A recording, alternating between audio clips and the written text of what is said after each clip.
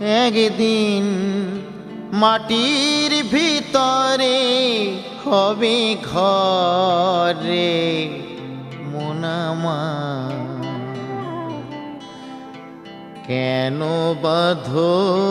দালান ঘর কেন বাঁধো দালান ঘর একদিন মাটির ভিতরে হবে ঘরে মোনামা কেন বাঁধো দালান ঘর কেন বাঁধো দালান ঘর